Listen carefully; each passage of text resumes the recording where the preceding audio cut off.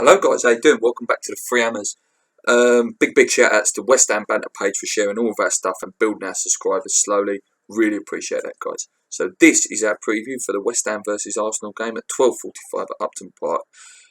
It's still a massive game, guys, in terms of whether we can achieve the top four place that we want, but it's not as big as it would have been, obviously, if the Palace game would have been a win. As I always do, let's start with Arsenal. They're currently third on 58 points. They're having their sort of regular season that they always do, start really well, plenty of promise, fade away in the middle when it gets to that point where you think they could go on and win the league. Then obviously they fade away and then they come back really strong. And it wouldn't surprise me now if they go and win the remaining games that they have left. They still have a very slim hope of winning the title, but as I say, very slim. I can see them finishing in the top sort of three now, and let's see what happens. Last 6 games, they've won 3, drawn 1 and lost 2, scoring 12, conceding 7. Their last game was against Watford and they had a very good win. 4-0 win, goals from Sanchez, Iwobi, Bellerin and Walcott. Very good win. They look back to the sort of old Arsenal, pressure's off now, like I say, slim chance of the title but very unlikely, so pressure's off. They're just playing for them Champions League places. Key players: Ozil, 18 assists. I'm sure Payet would be knocking on his door if he would have stayed fit the whole season. But he's had a great season, Ozil. When you're seeing the Ozil that obviously attracted the likes of Real Madrid a few years ago. Welbeck's always a danger, works tirelessly. Sanchez, 12 goals for him this season. He's had blown a little bit hot and cold this year, but still fantastic player. Very dangerous, very skillful. Iwobi, new player on the scene, looks good, looks pacey, looks your typical Arsenal youth product, full of pace, lovely pass through the ball. He's going to be dangerous, he looks full of confidence. Walcott's on 9, again, very dangerous, loves scoring against West Ham as well, bags and bags of pace. Giroud, 20 goals in all competitions, looks dangerous, good in the air, but we're very good in the air, to be fair, defending and attacking. So that's where, for me, like I say, when I say who I want in my team in a minute, you'll understand why I pick Giroud out as a danger. As I say, their strengths, pace and passing, probably the best in the world. They're up there with Barcelona in terms of their pace and their passing, but sometimes their finishing does let them down. The weaknesses, obviously, Arsenal fans, you might disagree, but some of you Arsenal fans that know your team, their tendency is obviously to bottle it. They do bottle it when it gets to that point where they can really reach that top level. And obviously, for me, I think they're defending against set pieces quite weak. Obviously, our goal against them at the Emirates come from set piece. So there we go. Last meeting, obviously, was that wonderful first game of the season at the Emirates, 2-0 win.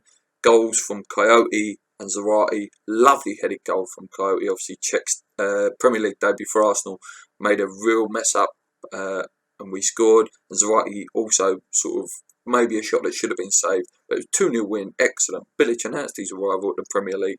Great day. Great win.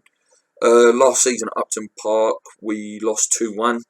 Again, Sheku Coyote scored, and Cazorla and Welbeck for them. It was 2-1 loss, but Coyote's got a good record against them, and obviously his red card has been rescinded, so he's going to be well up for it, and he's going to be a real key player in that midfield.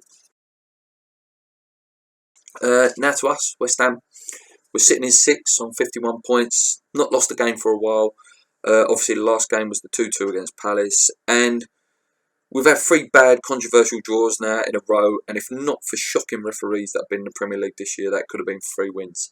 Obviously, it was up to us. We should have maybe put those games out of sight so that refs can't sort of change the result for us. But yeah, could have been a lot different, those 3 games. We should be sitting in the semi-final of the FA Cup and also be sitting probably in 3rd or 4th, if not for those refereeing decisions.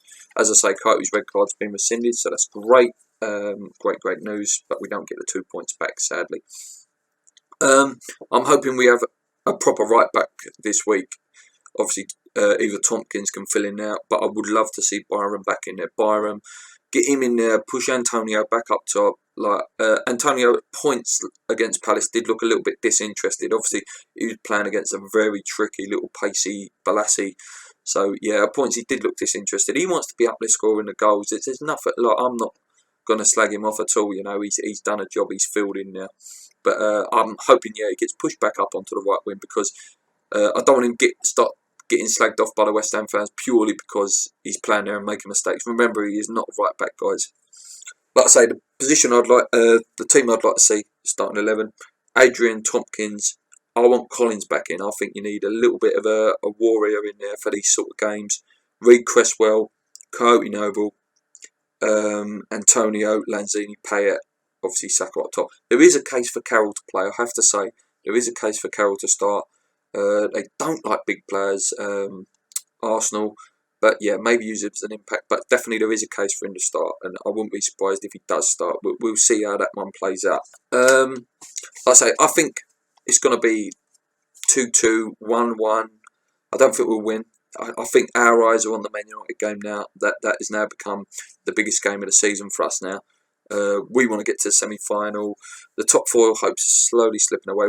We're safe in the league. We all want that FA Cup final appearance. So yeah, I'll be happy with a draw. Keep our players fit for the Manchester United game, and keep believing, guys. As I say, keep believing. Again, big shout out to West Ham Banter page for sharing all our stuff. Check them out, guys. They're on Facebook and on Twitter. We're also Facebook, Twitter, Instagram. Check us out, guys. Posting all the time.